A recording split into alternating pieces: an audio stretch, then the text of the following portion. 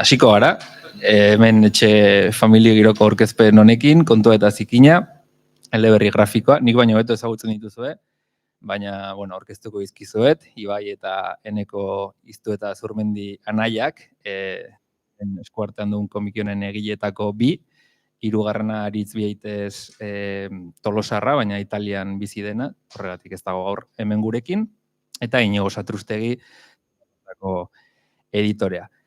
Bueno, orain urrengo minutu eta ordu betetxo hontan edo izango dugu aukera liburuari buruz eta horko historiari buruz eta hitz egiteko, baina nik bai, aipatu nahi nuke, pixkat behin irakurrita izandako sentsazio bat, edo, bueno, igual hauek ezagutzen ditu dalako, eta bereziki Eneko Izturen lagun mina nahi zelako, baina esango nuke badela gai bat, hemen, bueno, bada trama bat, hemen kontatzen dira 20. hamarkadan Gipuzkoako baserri giro hortan izandako hilketa batzuk, eta orduz geroztiko, bueno, pixkat liburua bera bada, ez, horren ikerketa edo argitze bat, ez, halako thriller itxuran, baina esango nuke badagoela gai bat horren gainetik, transmisioarena edo dena, ez dakit konstienteki edo inkonstienteki egina, baina hauek ezagututa, esango nuke, bueno, baduela ere bere zerikusia, badena, bai traman bertan ematen dena, ez, bueno, amarengandik alabarenganako, ez, istorioa kontatze horretan garatzen delako komikia bera, badena ere anaien arteko, eta hor ja trametik kanpora kokatuko nuke, anaien arteko transmisio edo, ez, pixkat elkarrekin sorkuntza prozesu batean sartzeko, bueno, aukera edo autu hori egin izana, eta bukaeran ere liburuan badalako beste keinu bat, pixkat, eta hauek ezagututa, oraindik eta gehiago ulertzen da, pixkat, ohitura, usadioi eta bereziki hizkuntza eta euskararen transmisioaren kezka hori, ez? Ez da liburuaren gaia bere hortan, baina esango nuke horrere islatzen dela, eta, bueno, hauek ezagututa uste dut nabarmena izan dela gai hori ere hor presente uztea. Besterik gabe, nik hau esan da, ja utziko dizuet hauekin, eta ja izango da aukera liburuari buruz hitz egiteko. Eskerrik asko. Eskerrik asko zuri. Ander, ez zabiltza oso oker.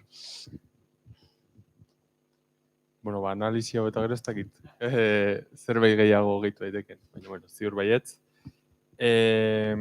Kontua eta zikina, gaur ditugu Eneko eta Ibai gurekin, baina osi eskutara egindako proiektua dugu, komikia, eleberri beltza, eleberri grafikoa, gero argituko dugu hor pixkat neba duzue, baina aipatzen duzue eta komentatu izan dugu, aspaldi abiatutako proiektu bat dela, hain justu Herri Txiki Infernundi programa ikusten ari zinetela, eta hor, txinparta bat edo, piztu zen zuengan, ez dakit norengan zehazki, baina piztu zen ideia zerbait egiteko gogoa, eta ez dakit pixkate konta eguzuen nola abiatu zen, zer ikusi zenuten Pagadi eta bere garaian imaginatzen dute plaza hola.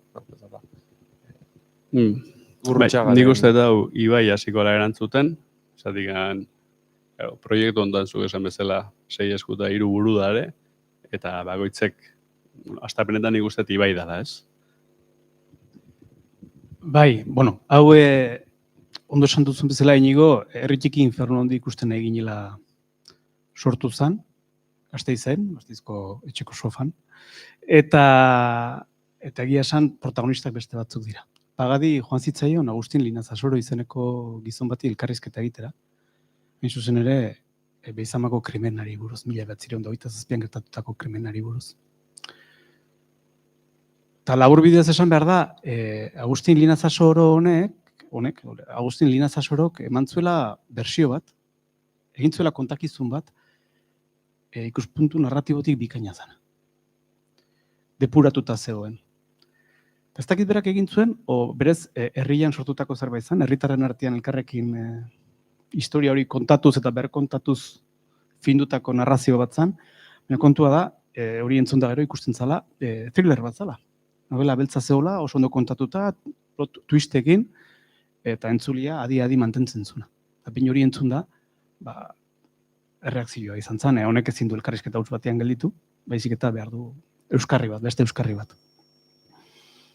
Eta lehenengo idea pelikula bat izan zen. gero beste forma bat hartu zuen.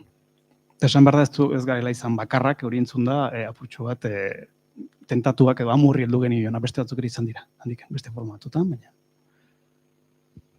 Eta horren ari da, asteburatan berastekin elkartzen gea, eta ibai bat horre hau entzun dula esanez, bero da, telesaia behar dula edo pelikula bat behar dula, eta nik kasualidadez inguruan, pelikulak egin joan jendea ezagutu, eta hor ze presupuesto manejatzen zidan, da zaten, bueno, ibai, baina beste bideo bat bilauko di hau, ez? Eta nik banaukan gogoa, beti izan dut gogoa komiki bat eitearena, nik komiki zalea naiz. Beti ala izan naiz. Eta ez oso ausarta. Eta orduan ikusi nukera paregabea, nahian ondoan olako proiektu bat izan zitekela, ez? Gauzatzeko aukera. Eta modu hortan, ibai komentatzen igual pixkat, ez? Komiki bat egin zitekela, gure esku egon ziteken kontua zela, berak idazten badakila, neuk marrazten edo hor zerbait saltxeatzen ere badakit, eta hori zela bideragarria, ez? Podcast bat esaten nion baita, baina, bueno, komiki bat, ez? Eta nik usteet, zentzortan, aldi berean, baita trama untatikan, azpeitin beste proiektua sortzen da, eta gauzatzen da, audiovisual modura, eta gure bidearikin genion, neurri hortan. Eta hola izan zen. Eta, bueno, aipatu duzu hor, anaien arteko, ez, bat berotuta eta bestea zerbait egiteko gogoekin, ja, gutxi gora bera, zuk komiki egin nahi zenula, zuk zerbait, ez, orokorrean, nola jozen duten aritzen gana, eta nola izan zen hasierako, ez, prozesu hori. Batez ere hasierako, komiki bat bai, baina nola, noiz, esperientzia ez dakit apenas bazen duten, pixkatu. Hasiera batean beste lagun bat ere bazan, Arkaitzu hiri, eta pixka batean, noendik argi etzegoenean pelikula bat izango zen, ala komiki bat izango zen. Garai hauek dira, jakin genuen, Durangoko Azukaren garaietan, pelikula baten proiektua abiatua zegoela, diru laguntza batekin azpeitin. Torun hori bide hori itxita geratu zen. Eta berehala atera zen, eneko mai gainean jarritako aukerak indar guztiz azaldu zen. Horren labur bidez, proiektoren hasiera izan zen, oso gauza ederra, ondo gogoan daukat, eneko. Hartu genuen larun bat, Oiartzungo Arditurriko mehategi inguru horietan paseo luze bat eman genuen hiruron artean, eta paseo luze hortan, eneko, Bai, oso, ez da egitez, hiru lagun elkarrizketan eta ametxetan, ez? Pixkat, personaiak zeintzuk izan zitezken, ze begirada eman genien zaioken proiektuari, zeintzen helburuare baita pixkat, trailer bada. Normalean protagonistak izateia polizik edo ikertzaileak edo olako bixako bat. Baina, beste ikuspegi batetik, beste norabait jotzeko asmoa geneuken. Ez da egitez, esan dagoa berriro ere hiru buru, hiru ikuspegi, hiru ideia horiek batuen bardia, uztartuen bardia. Baina, ni erakartzen ninduena zen etzela nire historia bat, egindako historia bat zela, herri historia bat zela, gertuko egiten zitzaiala, gure kasuan baserri girotik gatoz gu ere, amonak, neskame izan dakoa dira, ama neskame izan dakoa da, gertura behitu ezkeo. Eta zen, ahozkotasunean oinarritutako kontu bati hitza emateko aukera, ez? Eta nik uste, Ibaiek esan duen paseo hauetan gorpuztu zela ondoren izango zenaren trama, ez? Bai, hori da, ideia jasa bat, esaten den bezala, eta pentsatze dut, autu erabakigarriena izan zela ikuspuntuarena, ez da, zeintzu jarriko ziren protagonista eta zeinek kontatuko zuen historia, zeinen ikuspegitik bideratuko zen. Eta, nahiko garbi gelditu zen, da horrek ere, nahiko garbi geratu zen, izango zirela, neskame bat izango zela, neskame batzuk izango zirela. Idea hortatik abiatu ginen. Nik uste momentu honetan aipatu behar dela, Arkaizu berik asko lagundu zigula egitura eta struktura jakin honetan, ez? Personaia batzun aipamena egiteko araen gero, beste kontu batzuk eta beste ibilbidatzuk, baina, personaia nagusien izenak eta orduan ateatzen dira. pertsonaiako inez arkaitzu beri jarri zituen, bai. Gero, eta hori, eta esan da bakarra, dagoeneko lehengora itzultzen gara, baina eta ziurtasun bat bagenuen, karo, kontu hori ziurtasun batekin egin dugu, eta da, berriro esaten dut, Agustin Linazasuro kontatutako historia oso ona zen, bere horretan. Eta horrek, pake handia ematen dizu aurrera begira. Bai, ez dugu ezer berezirik, egin kontatu besterik.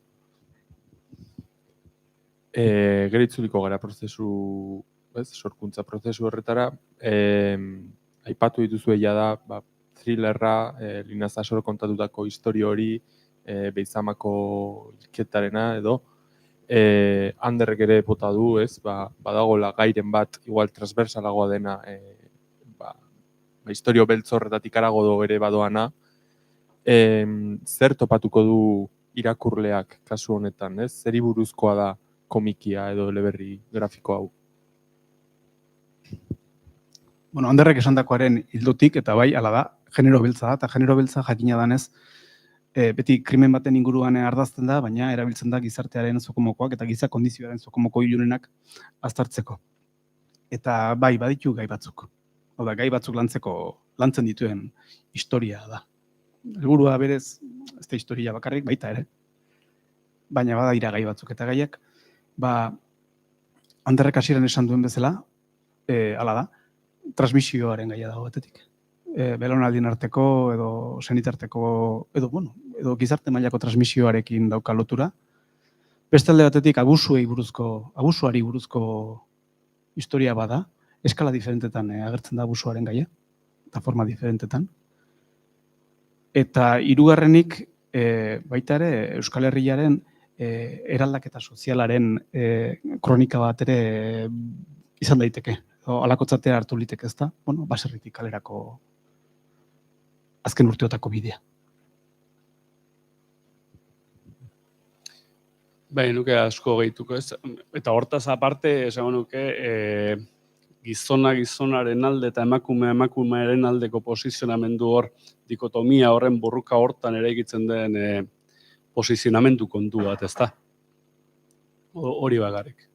Nik uste, Ibaiek testu idatzi zonen, egizan ikuspegi oso orokorra eta orekatua eman diola. Historioa abiatzen da, hain justu heriotza batekin, misterioa pixka bat, planteamenduaren hasiera izango litzatekena, eta gero, zuek komentatu duzuenaren arira, baditugu 10 alaba batzuk, 70. hamarkadan, atzera begira elkarri kontatzen diotenak, edo elkarrizketa batean, ari mutur batzuk lotzen hasten direnak, ez? Horren inguruan, ja pixkat ez hainbeste gai transversalei buruz, bezik eta trama nagusiari buruz edo, pistaren bat gehiegi esan gabe gure entzule eta irakurleentzat.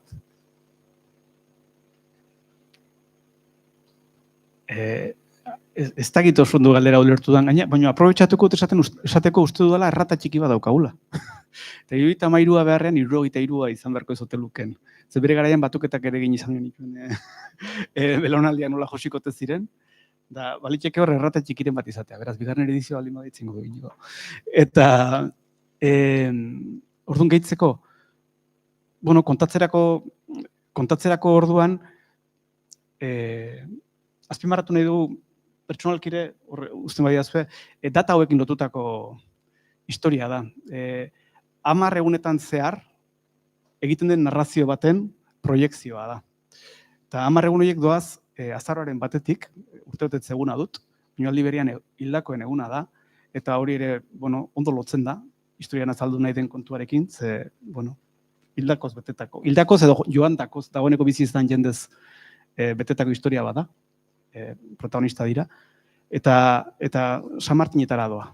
San Martina, azaroaren 11 San Martinetan, badakigu, ospetsu, gero egiazki ez dela izaten, baina txerriaren hiltzea izaten da, garai hori izaten da, San Martina, eta, egun hori, festa bat, eta egun horietan zehar garatzen diren egun arruntak dira, eta egun arrunt horien barruan sartuta egun ez batere arrunten azalpena, ez? Eta, bueno, hau da ideia pixka bat marraztu nahi izan zena. Ez dut gehituko zerrez, hor Agustinek esandakoaren narrazioa dago, eta bueno, bi hilketa, eta hiltzaile bat, eta berandu egiten den konfesio bat. Eta unibertsio horren parte zen, ja amontzen hasitako Andre baten historia. Kontua eta zikina titulua jarri diozue, azpititulu bat ere bai, Euskal Pop, Noir, bat. Zer dela eta edo nondik, pixkat imaginatu dezakegu, eleberri beltza da, baina pixkate auto hori azalera ere ekartzekoa. Bai, bueno, hemen iztu eta zorbendi den bezala, batetik handao kontu eta zikina eta gero bestetik handao, eta horre baita bi buru daude, ez? Batetik hasieran bazan neskamearen izenburua manejatzen genuen. Eta gero horrek bilakaera bat izan zuen, ez? Azken finean. Eta zuk esaten zenan bezala oso gipuzkoarra da. Ez zindu bestela izan, ala gerata. Eta kontu eta zikina oso gipuzkoar baserri giroko esamolde bada, eta oso geure sentitu izan deuna. Eta badauka, komiki honek badauka, zer esanarekin, zurrumurruekin, horrizkutan gelitu ian kontuekin, mina ematen duten kontuekin, ez? Sufrimendua eragite dutenekin, eta hori gure gizarten parte izan da. Eta hau azaleraztera junge, ez? Eta lehenengo izenburaren hori motiboa hori izan da, ez? Hori izan da. Eta bigarren buru pentsanteak. Bai, kontuaren zitazikin hori, eta berriro hori itzultzen gaz, historiaren deformazioa da baita ere, ez? Herri mailara ekarrita. Bai, bueno, egia da, Gipuzkoarra zela esan zen igun, momentu batean, da arrazoi guztiarekin, bere momentuan planteatu izan zen, Iruña eta Elizondo eta Arratzurekin adibidez funtzionatzea, baina, bueno, geografia ere zautu behar da, eroso sentitzeko, eta nahi ez edo, gero, gravitatearen indarrez zean erori ginen. Itzuli ginen gure gertuko geografiako enera.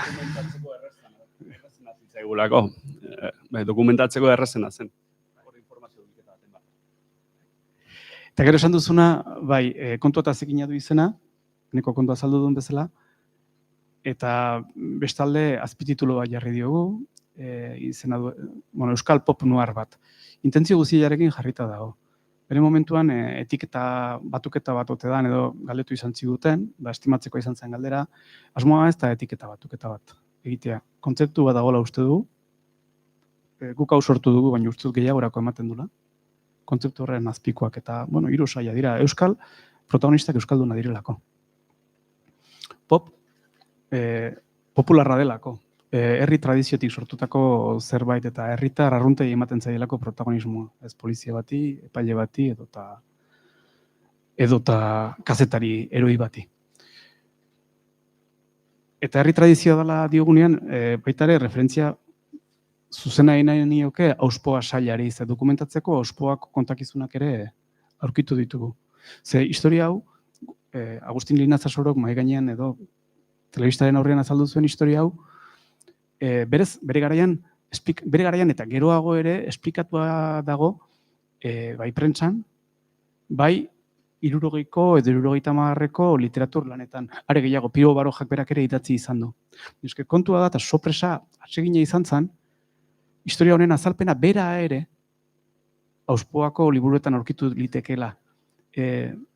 Berez, prentsako eta literaturako liburuetan, susmagarritzat jo izan diren, egiazko jendearen etxeetan, sukaldetan egondan jendiak esplikatuta naturaltasun osoz.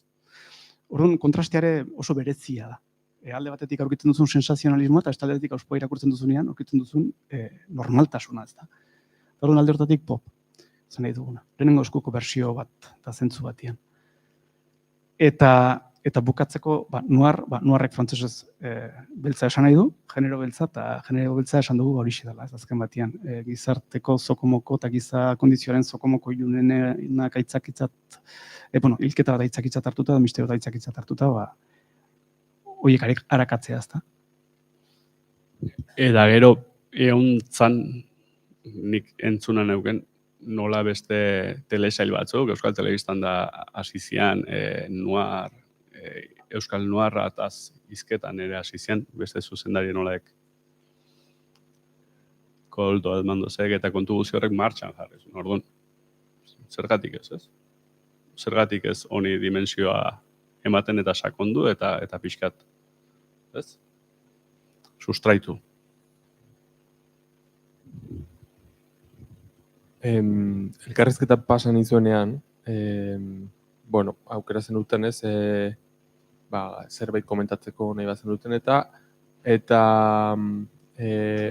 Ibaik komentatu dit, hartzaileak ere importanteak direla, eta bazegola, badagola asmo bat komiki honekin ere bai, hartzaileen pentsatuta. Ze hartzaile izan duzue buruan sortu ala?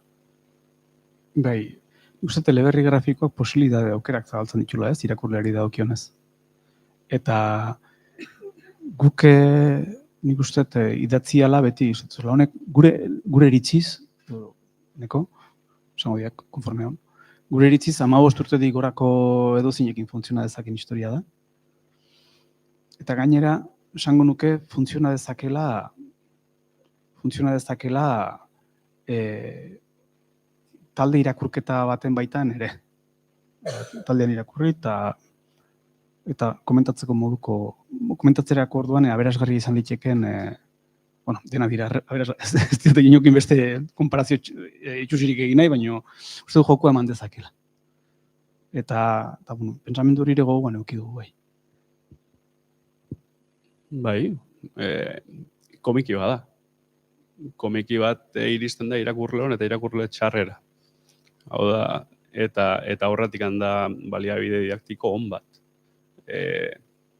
Irakurtzen ez dena ulertzen, begibistaz ulertzen da. Orduan, bai, oso herramienta potentea da, gehiago uztartu beharko litzake, hezkuntzara ekarri beharko litzake, irakasleak biok. Orduan, nik uste balio dezakela. Bestalde, desagertzen ari den transmisioan, desagertzen ari den gizarte baten islada ematen du berriro. Eta nik uste auspotu beharrekoa dela, ez? Hain denbora gutxien alako aldaketa ematen da momentuan bertan, badia ondar batzuk ikusgarri jarri behar dianak. Orduan, euskara erraza iruditzen zait, irudiz lagundua, hori esango nuke DBH, 2-15 urtetik aurrera, ia guztiz ezagunen uniberso baten berri ematen dula, testigantza bat ematen dula, eta garrantzitsua dela. Eta engantzatzen duena, gainera. Engantzatzen duena, ze pozik nahon hori entzuteaz. Nik neuk ez dut esango hori, baina poste naiz entzuteaz. Bai, badela, irakurketa igual sustatzeko beste modu bat, ez, komikiarena, eta azken aldian igual indarra hartzen ari dena, eta ia hala den, ia hartzen duen espazio bat ere gazten eta ezain gazteen artean. Galdetu nahi nizuen ia nondik edan duen, eman dizkia zu pista batzuk, zu komikizalea zara, orduan referentziak izango zen dituen handik eta hemendik, esan duzu dokumentazio lan pila bat, ez, Euspoa, eta, kuriositateak berak ez, bultzatutako zera hori, baina, ez dakit, igual referentzia konkretuagoren bat, edo egile jakinen bat, edo, ez dakit, bai, inkluso sartu duzuen, ez, zeharka, edo ezain zeharka. Egileak bat baino gehiago, referentzia bat baino gehiago malitezke, baina seguru asko, eta ustut ez datorrela gaizki hau ekartzea, hau bada komiki gaile oso ospetsu eta konsideratua Frongel idatzi duena, Alan Moore izenekoa. Bitxia da, bitxia da, hemen azaltzen den motiboa, hemen azaltzen den motiboa, ez du aurreratuko, baina hemen azaltzen den motiboa beste herri tradizio batzutan ere azaldu da. Eta Alan Moorek ere bere erara antzadanez, Frangel izeneko komiki edo eleberri grafiko impresionante bada, hortan ere antzeko motiboa darabil. Kasu hortan protagonista Jack, nola da? Tripagauslea o ustutzailea edo destripadorea da, eta horren inguruko ikerketa bada. Baina hori bere garaian hartu genuen, guatzen naizen ez referentziatzateneko. Gobandek, hasiera batian. A ber, noski komiki gintzan, lehenik eta behin, koloreak ze koloretan jungo da pentsatzezo, txuri beltzeko egiletik honenak Moore harri-garri da komiki. Hau da, erabiltzen diren erreferentziak 1000 dira. Eta nik uste dut hortan bai bereiztu gala bian haiek. Ibai nik uste dut zentratu dela asko. Nik esatet, eta esan diot berari ere, baita denboran zeharri horiek lan antropologiko bat indula. Hau da, esan dizut. Garai oso irakurri du. Eta nire ustez, sakondu, nik oso ondo ez dakit ze esateten antropologikoa, nahi hori eta entzitzaidan. Bai, orduan, nik ikuspegi hortatik ikusten, ez? Nik nire kasuan, neukan erronkat komiki bat egiteana, eta ni lehen hezkuntzako irakaslea naiz. Orduan, marrazkitxoak egiten ditut, baina gero hortikan aurrera nituen komikiak hartu behar izan ditut, iriki begiratzen hasi irakurri, orduan, eskuartean izan dituten Xabineitorretik hasita, autorea hundietara, ez? Patxi Gallego autorea hundi bada, ez dut gutxi, ez den inondik inora ere, eta repaso guzi hori egin dut. Behar gaizki ulertu iken ez din, propio bi hemen badaude zati batzuk, ospoari arreta berezia eskaini diogu, hor badira bi autore, ospoan bere memoriak idatzi zituztenak, arras maitagarri zaizkidanak, Bartolo Aierbe, eren uste dut,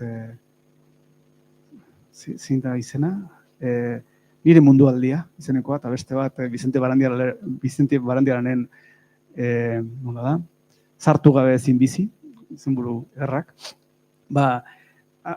hango horrialde batzuk zeuden bezala hartu eta erabili ditugu zenbait esaldi testuan. Omenaldi gisa liluragarri iruditzen zitzaizkigulako. Adibidez, gero,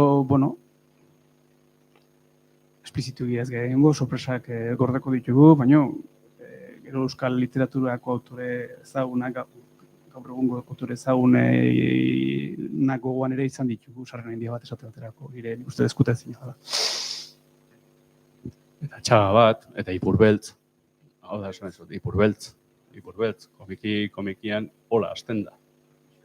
Transmision kontuarekin lehenengo omenaldia, lehenengo esaldia, lehenengo dana, Ipurbeltzi aitortza handi bada.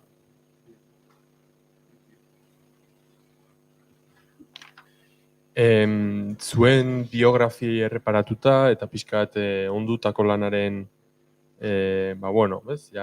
kalean da, bukatu duzue, azkenik, pixkat galdetu nahiko nizueke nola ikusi duzuen, ez, prozesua eta bakoitzia bere bizipenetik, ez, adibidez, zuk esaten zenuen, ez duzu sekulakorik egin, baina bizi guztia dramazu historia kontatzen, zure kasuan igual beste lan batzuk egin dituzu, igual poesiatik edo beste saiakeran, beste genero batzuetan, lehendabiziko eleberri grafikoa duzue, biek, Aritzek ere bai, Aritzek esaten zuen, ez, oso amateurra izaten hasi zela, eta esan behar dugu, eta onartu behar dugu, eta aitortu, oso lan profesionala geratu dela, zentzu horretan, eta zoriontzekoa kontuan hartuta ze background duzuen eleberri grafiko gintzan, ez? Baldin bada zera bat, baina ez dakit prozesua bakoitzaren azin izan den, gustatuko litzaidake ezagutzea.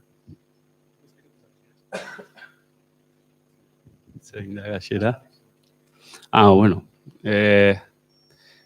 Gauzak dian bezala. Nik esplikatu bet, gu gatozela etxe batetik literatura eta idatzik pixua handia izan duna. Bai, orduan berezkoa daukagula egitura bat. Bai, Ibaie jorratu du gehiago, eta nik beste modu batetara. Eta sormenean nik uste dut modu batea bestera beti ibili izan gala bi anaiek. Eta bain bakoitzak bera definituko. Marrazketa kontuan eta ni neu beti ibili naiz jolasean. Baina, karo, hori ez da komiki bat eitea. Orduan, nik esan edetena da, modu honean, arrokeri lotxagabekeri bat izan dela. Hau, dana. Osea, eta momentu batzutan, errespetua adierazi nahi detela mundu hontan lanean dabiltzan guziei. Zatik azken finean, neuk, komiki bat ateratzea, hainbat gauza neurri baten ez baloratzeti dator. Eta bidean baloratzera iritsi naiz. Orduan, izan da hazkuntza prozesu handi bat niretzako. Horren adibide, lehenengo parte oso amarraztuta zegonean, joan ginen Xira eta Ibaien lagunden Alex Fernandez Gasteizko ilustratzaile ezagun batengana, eta dana bertan bera bota zigun. Eta, karo, hortzen urte eta pikoko lana, eta disgustu handi hartu genuen, noski. Eta dana. Eta esan zigun ritmoa errespetatu behar genuen, eta nik zer da ritmoa. Eta hortik hasten gea, ez? Orduan, berriro dana berrera iki behar da. Eta berriro hasten za. Daude programak ezagutzen dituzunak, Josebari eskerrak, eman eizkiot momentu hontan, dana erreztu duna, Garazi ere bai, bertan ibilizelako, esadigan, 6 urtetan, bai, daukagun denboratxo eskaini diogu, estuago, larriago, momentu batzutan, eta bai izan diala jakemate txikiak, baino geure lekuan kokatzen gaitunak. Eta hori izan da, neurri baten. Bai, eta gauza bera, inigo, posten naiz, itxura hori hartu dulako, jakina, poza, ez pixkat bakarrik, asko. Oso pozgarria. Komikiak daukana, beste lan asko, gure kasuan komikia, berri grafikoa egin degunean, 3 lagun ibili gara esan dugu, suerte handia izan da, oso prozesu ona izan da. Ondo konpondu geha, elkar ulertu deu, magikoa zentzu hortan, ze harrigarri erresa izan da, nire eritziz, komunikazioa, eta orduan alde hortatik oso gogobetegarria. Eta daukana da, zuk beste lanbideo balin badaukazu, familia balin badaukazu, eta zuretzako propioa ez da denbora asko espaldin badaukazu, orduan zenbait lan handitxo beratzen zaizkizu. Ordea, taldea osatzen baduzu eta taldea funtzionatzen balin baduzu, beste legin ezin dituzun lanak, aurrera atera ditzakezu denborarekin, da konstantziarekin jakina, eta suerte pixka batekin. Eta hori izan da, orduan alde hortatik oso gogobetegarria izan da. Eta gero eta baita ere aipatu dezu ezta, aurreko beste esperientzi batzukin ezta.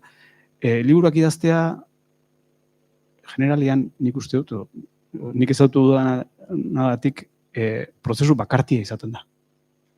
Bakarda da handikoa. Eta orduan, Eta hau, alde hortatik izan da, kontrakoa. Ez da bakartia izan. Izan da, anaiarekin da, kasuntan aritzekin da, harreman gozo, produktibo, bizigarri bat izateko motore ederra. Ondo pasatako 6 urte izan dira. 6 urte.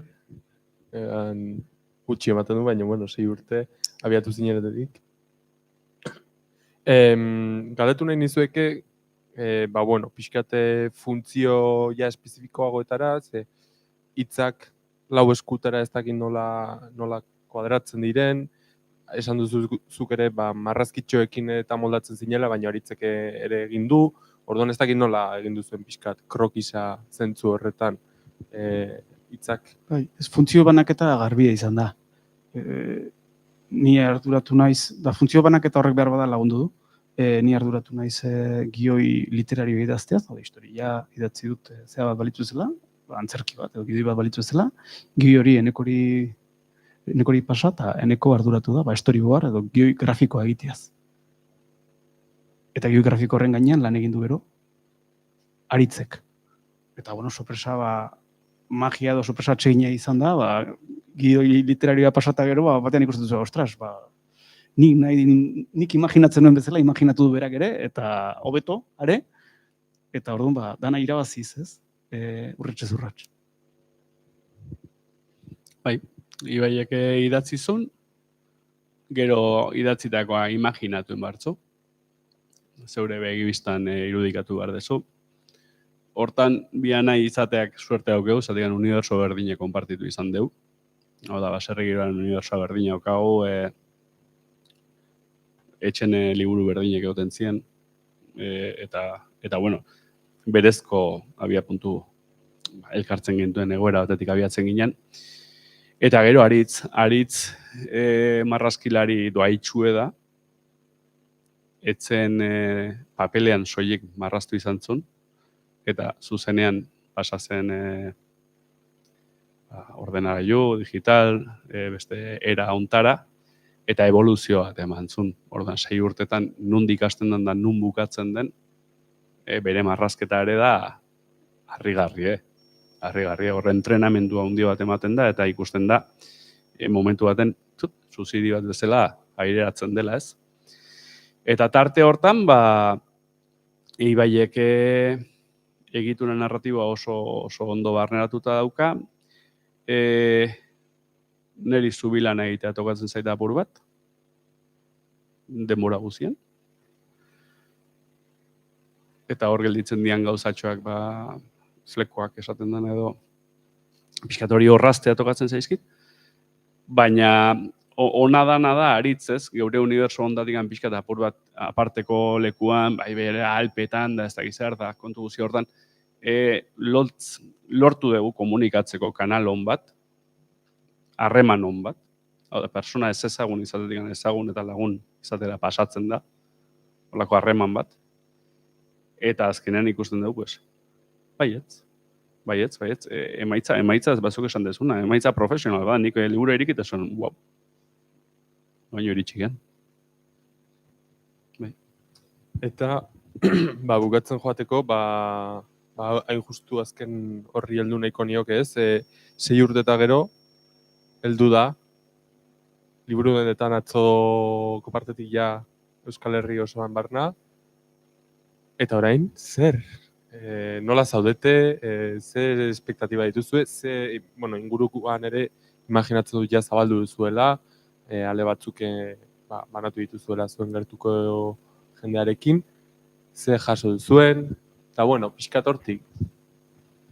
Partekatzea beti da plazerra, ez? Orduan, espektatibak ni personalki ez dut gehiegi datorrela. Baina esan dakoa. Partekatzea berez plazerra izaten da, jendea erakusteko gogoa daukazu, bai? Gero egia da, urduritasun puntu bat ere apatian pizten zaizu, ustekabian esan ez duzela, ostras, eta gustatzea ezpazai, baina bai alperri da. Bai, ez da egit. Partekatu da, iritsi da momentu ez, zabaldu deu, poza hundie, sentitu nik behintzat esku hartan izan da. Lagunen iritzie beti lagunen iritzie da, orduan, bakizu, lagun batek ez du kontrako ezer esango, eta eskertzen da, ez dut nahi lagun bategatik, eski hau, ez. Jazta, ondo hau, eta mila esker, da aurrera ez. Gero zebilbide izango duen ez dakit, ez?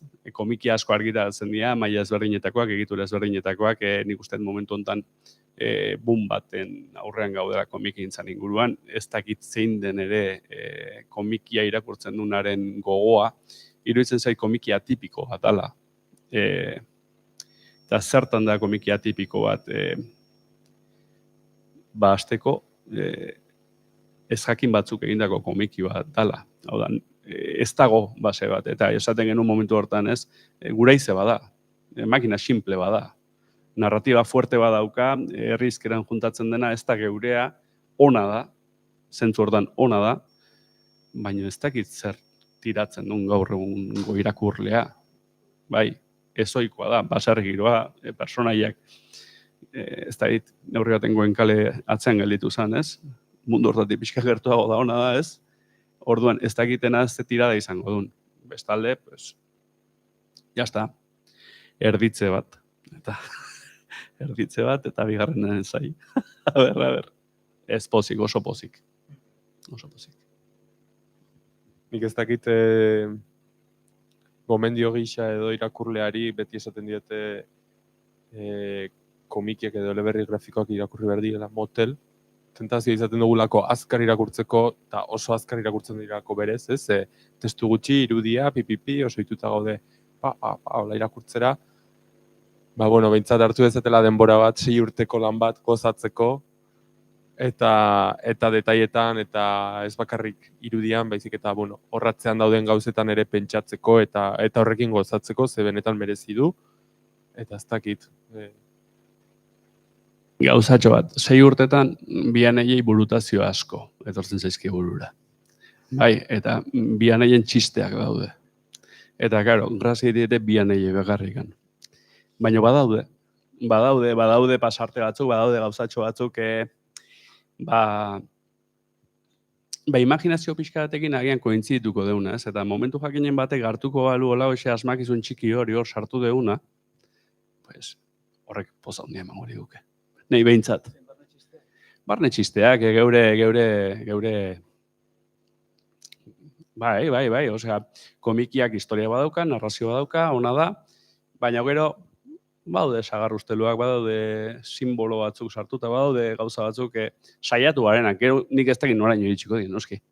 Baina, batzuk esaten dezun, karo, lagunak bi egunetan irakurri dute komikia, orduan ez dute polik irakurri. Orduan ez dut uste enteratu dianik.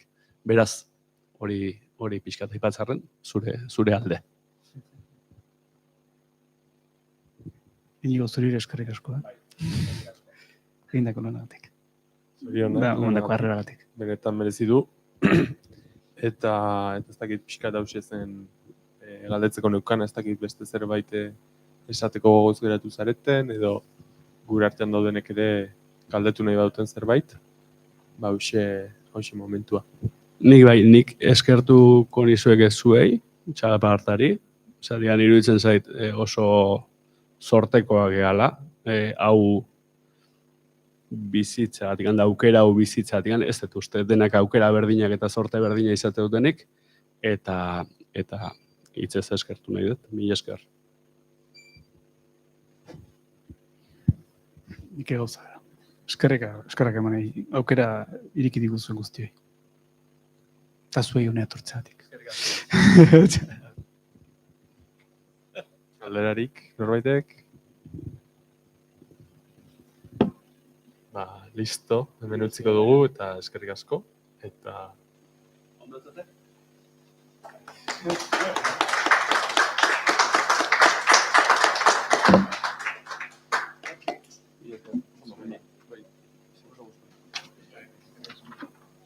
Nik esan egin duzu.